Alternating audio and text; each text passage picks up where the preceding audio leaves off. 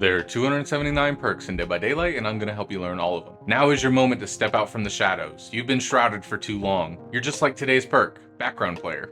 That is so fetch.